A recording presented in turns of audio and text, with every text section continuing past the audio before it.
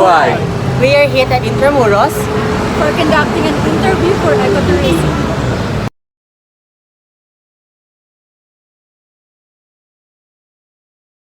Let's talk about the brief explanation about Intramuros. Intramuros, meaning within the walls in Spanish, is the historic walled city in Manila, Philippines. Built during the Spanish colonial period in the late 16th century, it served as the political, religious, and military center of Spanish rule in the country. Intramuros is known for its well-preserved colonial architecture including Fort Santiago, San Agustin Church, a UNESCO World Heritage Site, and various old government buildings. Despite suffering heavy damage during World War II, it has since been restored and remains as a major cultural and tourist attraction. Now, let's talk about the government in Intramuros. During the Spanish colonial period, Intramuros was the political and administrative center of the Philippines. It housed the Spanish Governor General who governed the colony on behalf of the Spanish crown. The city also contained government offices, military headquarters, and religious institutions that controlled various aspects of life in the colony. Today, Intramuros is managed by Intramuros Administration, a government agency responsible for preserving and promoting its historical and cultural heritage.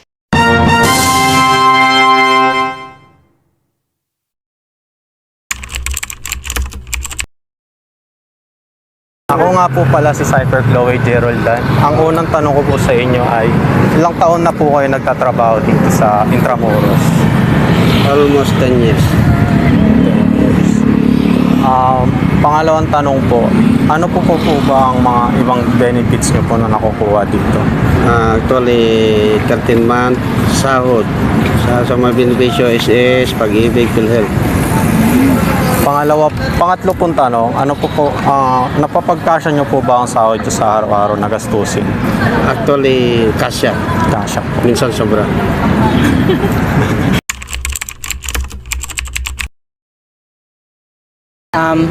I am Michael Angelo Mogol from St. Vincent College, Cabuyao. May I know your name po? I'm Ja, and I'm Mina. So I'm here po to conduct ang short interview about local community. Are you ready na po? Yes, sir. First question po is, what is the name of famous historic fort located in Intramuros? Fort Santiago. For me din, Fort Santiago. And brief background lang din siguro, yung Fort Santiago kasi dun yung where Rizal was in prison. So dun siya muna dinala for ilang days din, like 50 or more days before siya dalhin sa kung saan talaga siya bibitay. And also, ang history rin kasi nun, meron dong dungeon kung saan pinapakita yung parang history kung saan namatay yung ibang Filipinos and yung soldiers. Yes. Next question po is, which university in Intramuros is one of the oldest in the Philippines? Philippines. Yes. Or around here sa Intramuros. Ang located po is, ang means po is university in Intramuros po. So, Okay. Sorry. Okay lang. I think, BLM, like Pamantasan ng Usad ng Maynila. And Latran. Yeah. So, yung PLM naman, known na din siya. I mean, I think everyone, or not literally everyone, but most of the people already know PLM, which is yung sa kabilang Intra. And they are the one that is only public here in the Intramuros. Yeah. Aside from the UDM. So, ayun. Third question po is, what is the main mode of transportation commonly used by tourists inside Intramuros? Yung historical na ginagamit pa rin nilang transportation is yung kalesa, right? Yeah, yun pa rin yung ginagamit. And ngayon kasi ginagamit na lang siya for tourist attraction na lang rin. Hindi kasi siya masyadong ginagamit ng mga local Filipinos kasi nga mahal rin yung prices nila. Yeah, pero additional lang din is, as of today kasi, into modern world na, meron na tayo, bago kayo pumasok ng Intramuros, makikita nyo na yung mga pedicabs. Also, kasi yung kalesa kasi is already for tourists na lang. Hindi naman siya totally for tourists, pero usual na makita nyo na lang na kalesa, nakasakay talaga doon. Tourists, iniikot lang nila yung Intramuros. Fourth question naman po is, what is the name of the famous church in Intramuros known for hosting weddings and historical events? I think we have two. San Agustin. Oo, and Manila Cathedral. Kasi yung Manila Cathedral kasi as of the moment is yun na yung hindi naman totally pinakasikat, pero yun na yung known na iniisip nila na, oh, dito ako magpapakasal. And also, we all know naman na bagong renovate ang Manila Cathedral. Kaya yun. Pero yung San Agustin kasi is Hindi pa siya renovate, yes. Parang minemaintain yung historical, niya. Value ng place itself. For the last question naman po is, what is the significance of Intramuros in the Philippine history? Yung significance niya is minemaintain niya yung historical natin na nire-reflect niya na yung memories na sinakop tayo ng mga Spaniards, like pinapaalala niya sa atin ngayong modern na nagkaroon ng Spanish colonization. Yes. Also, additional na lang din, siguro pinakita nila kung gaano kaganda inside or in the picture yung Intramuros kasi marami nang nagde-dream of pumunta dito. But if we're really going deep inside within the meaning, if ano nga ba talaga yung Intramuros, I think ayun nga yung sinabi niya. I think we shouldn't forget what happened here, which is ayun, yung pagsakop sa atin ng mga Spaniard, kung ilan at gaano kadami yung namatay inside the Intramuros, and kung gaano ka-historic yung place itself. That's all po. Thank you po. Thank you! Ano po ang official na oras ng bukas at sarado ng Intramuros at mga landmark dito? Ang official na bukas ng Intramuros is 5 a.m. and close tayo ng 10 p.m. Pero meron pa tayong daan na isang ruta. Gate 4 sa gilid ng Cathedral. Hanggang 24 hours siya open. Pwede kang magpasok doon.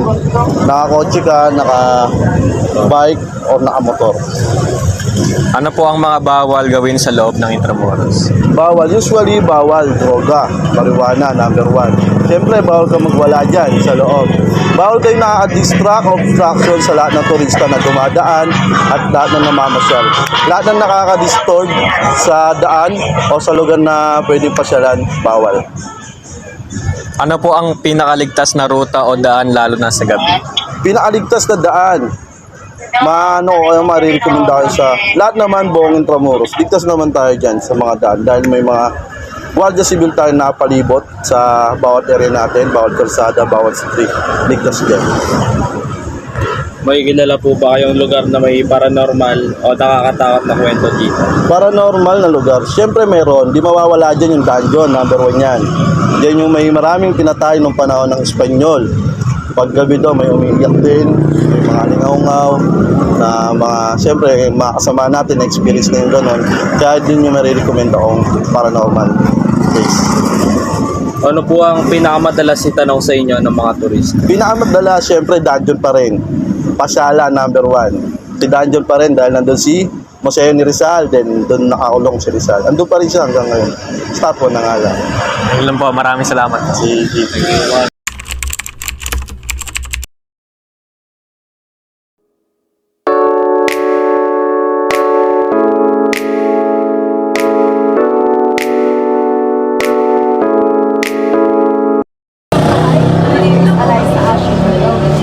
And we are from St. Vincent College of Cabuyao. We are here to conduct an interview about your businesses. First question is, how does Tomo Coffee incorporate Intramuros historical theme into its interior design and ambience? Isa sa mga kinocorporate namin is yung coffee namin, the way how we market the coffee and as well as the historical stronghold ng Next question is, what traditional Filipino or Spanish-inspired drinks does Tomo Coffee offer to reflect the historical culture of Intramuros?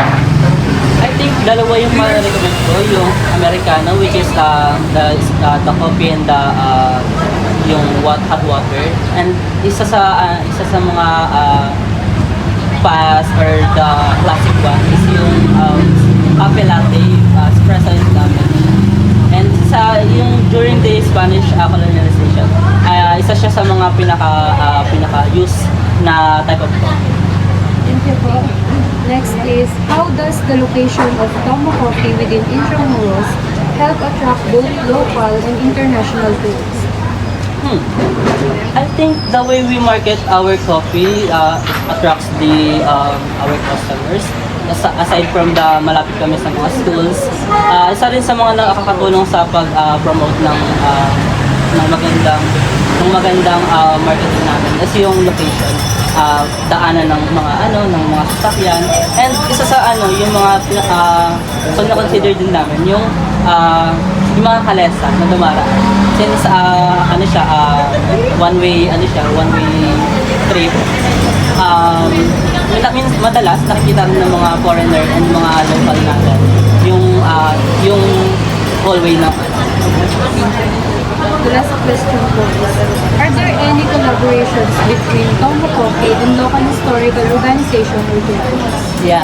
Recently, I think last year, nakipag-collaborate ang Tomo Coffee sa LRT. And may mga LRT stations, may mga stall din kami sa mga LRT. And isa sa mga pinapromote namin, aside from drinking coffee while taking a good trip, malibot yung mga historical sites natin na malapit lang din sa mga LRT, like Roseros, like sa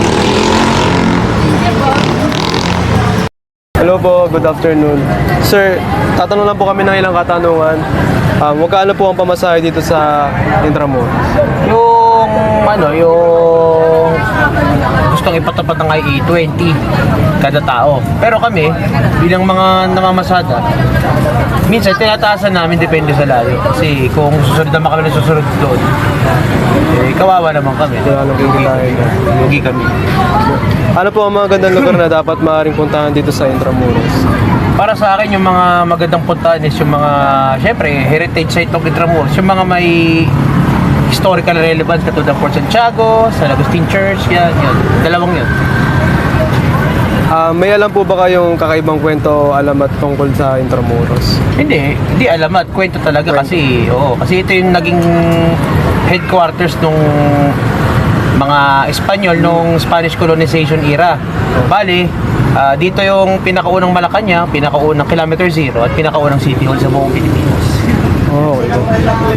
Gaano katagal na po kayong nagmamaneho ng pedicab dito? 2009, siguro magsi 16 years sa September. Sige po, yun lang po. Sir, thank you po. Thank you po, sir.